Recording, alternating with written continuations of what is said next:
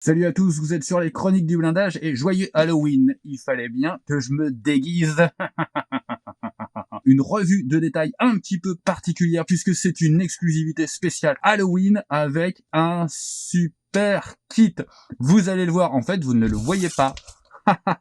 Si vous l'avez aperçu. C'est bien entendu le Stuck 3G au 1/16e en exclusivité sur les chroniques du blindage. Et en plus de ça, puisque c'est Halloween, eh bien, on vous a concocté une petite surprise que vous découvrirez en fin de vidéo avec une promotion en plus de la promotion précommande. Non mais, est-ce que c'est pas Halloween merveilleux?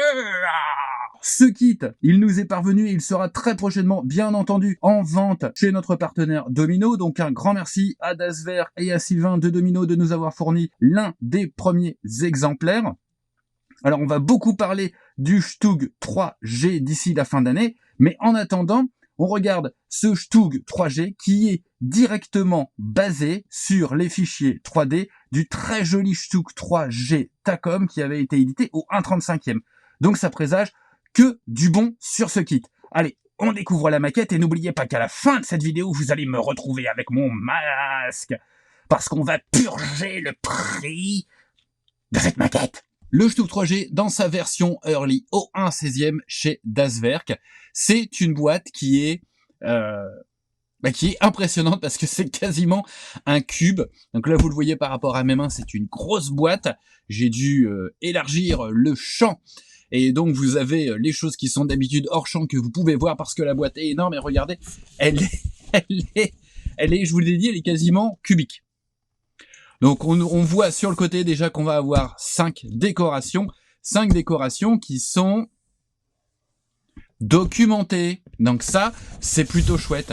Une très grosse boîte qu'on va s'empresser d'ouvrir pour découvrir le contenu. Mais avant ça, eh bien, on va regarder la notice de montage comme à notre habitude.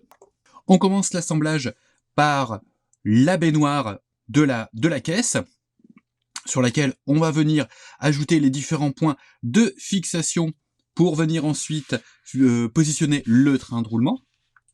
Au niveau des suspensions, donc on a les barres de torsion, donc pas des suspensions, bien entendu, qu'on vient finir de fixer ici. Donc on peut imaginer que la suspension sera mobile, en tout cas pourra être mobile.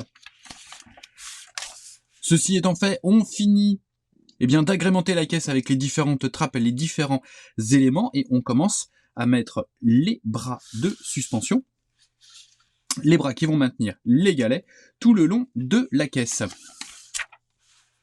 On continue avec l'arrière de la caisse, donc vous avez vu, on a pas mal de pièces, et j'ai hâte de regarder le détail de ces pièces. Au niveau des galets de route, on a le bandage caoutchouté qui est une pièce rapportée, donc ça peut être très intéressant pour pouvoir mettre en peinture le galet caoutchouté séparément.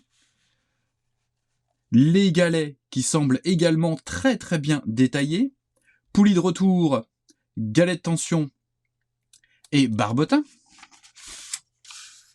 Au niveau des chenilles, donc contrairement au kit Tacom qui était au 35e et qui proposait des tronçons et des maillons individuels, et bien là on a des chenilles qui vont demeurer mobiles puisque ce sont des chenilles à maillons séparés, maillons individuels, qui sont en 2 pièces. Donc là, c'est pas mal, même pour du 1/16e, 2 pièces, ça va se monter assez vite, il y a 93 maillons par chenille.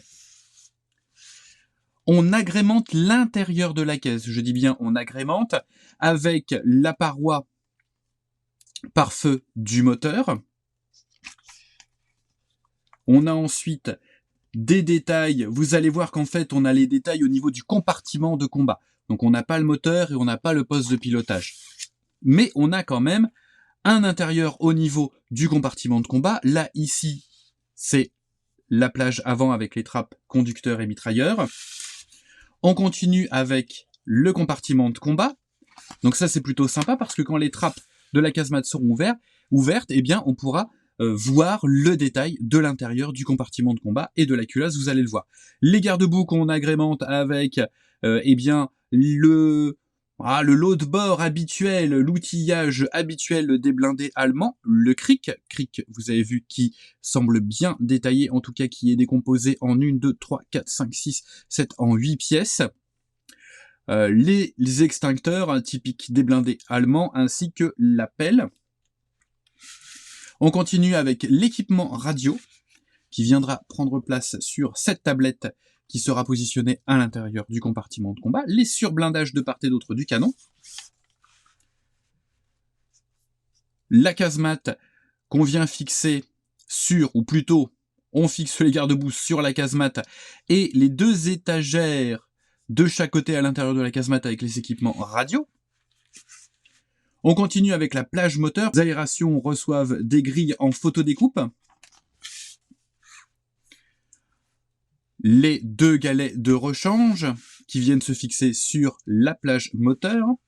Et puis on attaque l'assemblage du canon, dont la culasse est particulièrement bien détaillée avec le petit panier de récupération des douilles. La partie extérieure avec le mantelet du canon, le canon, la bouche à feu étant 1, 2, 3, 4, 5 pièces. Donc ça laisse présager un joli détail. Pour le canon, vous aurez le choix entre 2 demi-pièces en plastique à encoller ou un canon en aluminium fourni dans la boîte, bien entendu. On finit par le toit de la casemate. Donc vous voyez que si vous ouvrez la trappe chargeur, la trappe du commandant, eh bien vous apercevrez quand même tous les détails du compartiment de combat, et vous apercevrez également sous le plancher, en tout cas aux endroits où il n'y a pas de plancher, les barres de torsion. Donc ça c'est plutôt pas mal. La MG34 ici derrière son bouclier. Et on termine en fixant, ou en posant, pas forcément en collant, mais en posant le toit de la casemate. Donc une jolie maquette dont l'assemblage est décomposé en 42 étapes. Vous allez voir, grosse taille de pièces, puisque c'est du 1/16e. Du côté des décorations, on nous propose une première option Sturmgeschützbatterie 742 au nord de la Finlande en juillet 1943, donc en Dunkelgelb, pardon. Une deuxième décoration de la Grosse Deutschland Sturmgeschützabteilung, donc à Kursk en juillet 1943. Sturmgeschützbrigade 242 à Monte Cassino, Italie en février 44. Donc vous avez vu, on balaye pas mal de choses. Sturmgeschützabteilung 189 à Orel en Russie en mai 1943. SS Sturmgeschützabteilung 2, la Das Reich, à Belgorod en Russie en juillet 1943. Donc on récapitule, une option de décoration, deux options, 3 options, 4 options et 5 options. Donc pour le coup, la boîte ne mentait pas, on a bien 5 options de décoration avec eh bien, des théâtres d'opération et des régiments différents pour des camouflages. Voilà, on aura de l'Uni Dunkelgelb, on aura du 2 tons et on aura du 3 tons. Donc on a pas mal le choix. Allez, vite, on regarde les pièces de ce kit. Les pièces principales que vous trouverez directement en ouvrant la boîte qui contient énormément de pièces. Donc voilà la caisse avec les 3 pièces. Donc la baignoire, la plage moteur, qui à blanc se positionne super bien. Donc ça laisse présager un assemblage plutôt sympa, et la casemate qui vient se fixer. Alors il faudra qu'il y ait les garde-boue pour bien fixer tout ça. On regarde, hop. Voilà, du coup, bah forcément, c'est gros plan, donc on en profite pour regarder les lignes de soudure qui sont très joliment restituées. On regarde sur la plage arrière. Alors je vais pousser cette pièce le temps de vous montrer. Sur la plage arrière, les vis, les points de vissage, les boulons et les lignes de soudure pareil. Et sur le côté du train de roulement, alors sur lequel il reste à fixer tout, hein, bien entendu, mais vous voyez quand même que les détails, ils sont plutôt sympas. Je vais élargir une fois n'est pas coutume, voilà, pour que vous puissiez un petit peu apprécier la taille assez impressionnante et en même temps assez ramassée, je trouve. Je trouve que ça va être un modèle qui va être un petit peu plus, forcément, de par son, puisque c'est un chasseur de chars qui est beaucoup plus bas, hein, mais par rapport au Stewart qu'on avait présenté au 1/16e, ça a l'air beaucoup plus compact. Et à la limite, moi sur mon plan de travail qui est pas forcément dédié au 1/16e, bah ça passe quand même bien, c'est-à-dire que pour assembler, pour faire la peinture, ce serait tout à fait possible. On continue avec les autres pièces. On attaque avec cette grappe qui, justement, on est toujours sur la caisse, puisque qui comporte les garde-boue, et puis les plaques de blindage qui viendront se positionner à l'avant, hein, au niveau du poste de conduite. On regarde ça en détail. Donc on regarde ici les détails. Donc au niveau des deux trappes à l'avant, avec la trappe conducteur, donc vous avez vu, c'est super bien détaillé. Sur les plaques de blindage, vous avez les boulons. Et on regarde au niveau des garde-boue, avec l'antidérapant très bien restitué. C'est vraiment très joli. C'est un moulage qui est impeccable.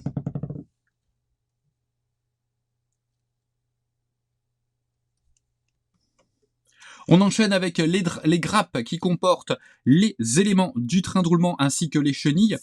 On commence par cette grappe. Alors cette grappe, vous l'avez en 4 exemplaires. On trouvera dessus les galets de route, les bandages caoutchoutés, les galets de tension et tous les éléments de la suspension. Vous avez ici les barres de torsion. Alors on regarde tout de suite en détail ce que ça donne. Alors au niveau des galets, donc ça ce sont les galets et là c'est leur bandage caoutchouté qui comporte le marquage Continental. On a ensuite différents éléments, on regarde un petit peu le détail au niveau du câble ici, hein, qui est très bien rendu. C'est très joliment détaillé, très joliment restitué. Là on est quand même sur une bien meilleure qualité que ce qu'on a vu chez Classy Hobby sur le Stewart au 1/16e. Là, c'est joliment détaillé. Idem hein, sur les bandages caoutchoutés des poulies des galets de tension, des galets tendeurs, vous avez le marquage Continental. Donc c'est vraiment très joli. Du côté des chenilles, donc on l'a vu, les chenilles sont à maillons individuels. Très joliment restituées également, et donc en 2 parties. Donc vous aurez, voilà, cette partie-là, qui viendra se positionner à l'arrière de cette partie-là, et qui permet en fait de refermer sur l'axe le galet, et d'avoir des chenilles, alors il ne faudra pas déborder avec la colle, mais vous pourrez avoir des chenilles qui demeureront mobiles. Alors pas de souci sur les pastilles d'éjection, puisque l'élément que vous voyez là, hop, va venir les recouvrir ces pastilles d'éjection, donc aucun souci.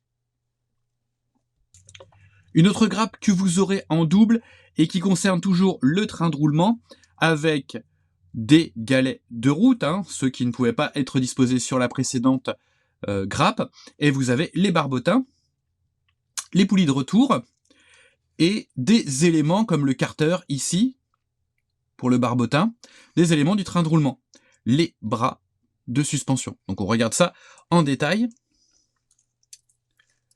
On regarde le bras de suspension ici.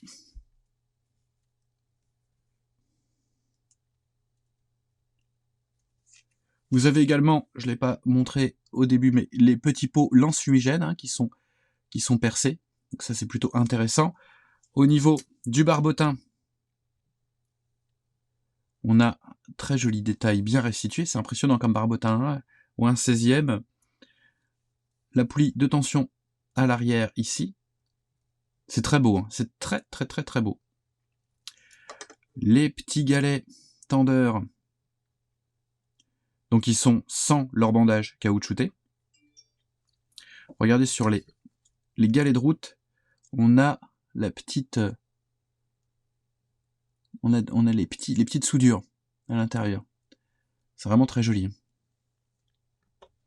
Sur cette grappe, on commence à trouver les pièces qui vont venir agrémenter le compartiment de combat, le détailler en fait, puisqu'on a le compartiment de combat qui est détaillé, même si on n'a pas le moteur ni le poste de conduite, on a tout le compartiment de combat qui reste bien visible lorsqu'on ouvre les 2 trappes du toit, ou même on peut enlever le toit. On regarde ça plus en détail. Alors avec les éléments radio, de jolis, très jolis détails. Hein.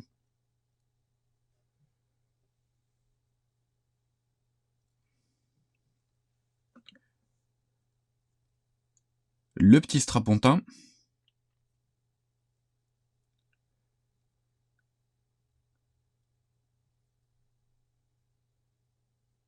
C'est très joliment reproduit. Hein. Ça peut faire, et ça va faire un très joli modèle, même from the box, hein, ou un 16e, ça va faire un très joli modèle avec un excellent niveau de détail. Hein. On est toujours sur le compartiment de combat, avec ici les pièces des cloisons, le plancher et les supports pour le canon. On regarde ça hop, en détail. On regarde notamment le plancher. Très joliment restitué avec les petites trappes de visite pour aller vérifier que les barres de torsion, eh bien, elles sont toujours là. L'autre partie du plancher ici. La cloison par feu. C'est très joliment détaillé. Hein.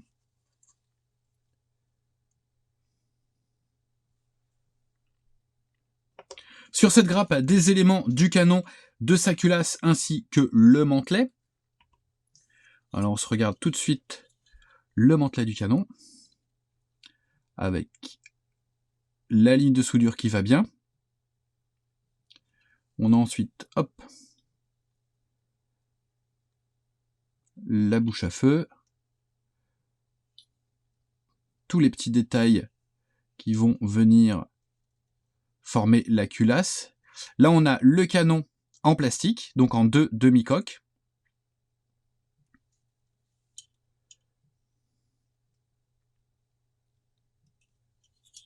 Le panier de récupération des douilles.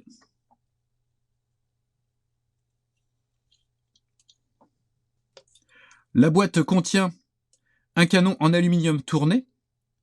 Donc ça, ce sera super pratique, hein, sur lequel on viendra ajouter la bouche à feu en plastique, assemblée à partir de plusieurs pièces. Hein. Vous avez vu, elle est très joliment détaillée. Puisque je suis sur le sachet des petites choses en métal, eh bien on a également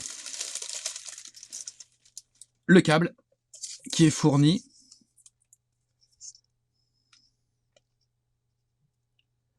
Très joliment reproduit également.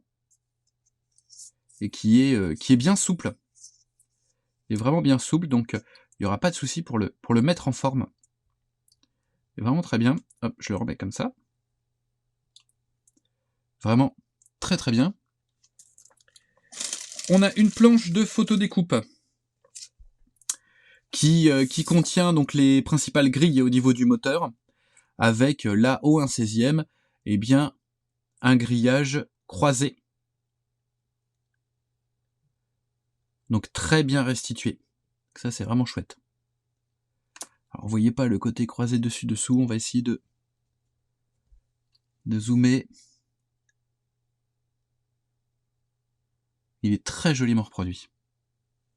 Sur cette grande grappe, on retrouve des éléments du train de roulement, mais également le toit de la caisse, ainsi que des éléments du lot de bord. On va regarder ça en détail.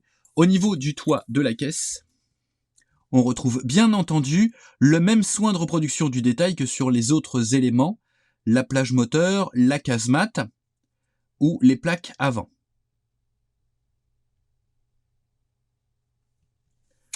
On a également le bouclier de la mitrailleuse. Alors je vous montre parce qu'il est en niveau de taille, ça change du 1/35e. On va regarder bouclier de la mitrailleuse qui ne comporte pas de pastille d'éjection. Donc ça c'est plutôt sympa, et vous avez vu à côté de ce bouclier, on a une partie du cric qui s'assemble en plusieurs pièces pour avoir un super niveau de détail. Regardez également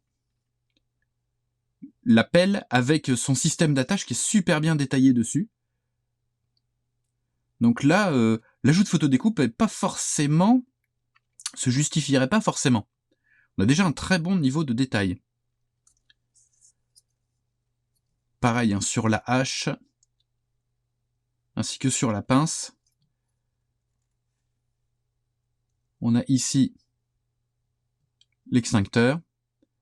C'est très très très très joliment détaillé. Hein. Sur cette dernière grappe, on va trouver eh bien, des petits éléments de détail, comme ici une petite caisse. On a également les supports d'antenne radio, on a les supports pour les lance-pots fumigènes, ici, et surtout la MG34 que vous avez là, qui est très très belle, avec une culasse en pièces séparées. Elle est vraiment très jolie, hein. Le canon est bien entendu percé. Une dernière grappe de plastique translucide pour les différentes parties vitrées des épiscopes. La planche de décalcomanie avec les différents insignes et marquages pour reproduire l'une des 5 décorations proposées dans cette boîte de Stug Ausführung, de Stug 3 Ausführung G, au 1/16e de chez Das Werk.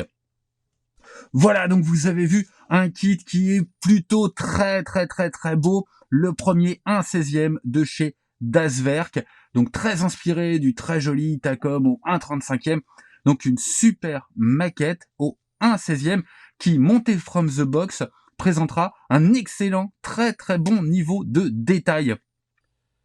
Et maintenant, vous n'attendez qu'une chose, c'est de savoir c'est quoi cette surprise d'Halloween. Eh bien, la surprise, c'est qu'on va purger le prix qui était déjà purgé. En précommande, cette maquette chez notre partenaire Domino profite déjà d'un prix réduit. Le prix public est de 119 €. En précommande, 99 €. Eh bien, on a décidé de purger à nouveau ce prix en rajoutant une remise de 5%. Ce kit chez notre partenaire Domino et pendant une semaine, grâce au code qui se trouve dans la description, eh bien vous pourrez l'avoir à 94,05 €. Pas un centime de plus, pas un centime de moins. Alors vite, utilisez ce code promo pour vous offrir cette très jolie maquette au 1/16e. Prévoyez un gros sapin de Noël parce que c'est un gros cadeau qui va prendre de la place et qui va vous faire énormément plaisir. En attendant, moi, je reçois des amis à dîner. Oui, Jason, oui, j'arrive. Commence le barbecue avec Michael Myers, s'il te plaît. Faites bien attention à vous, prenez soin de vous et prenez soin des autres. Candyman.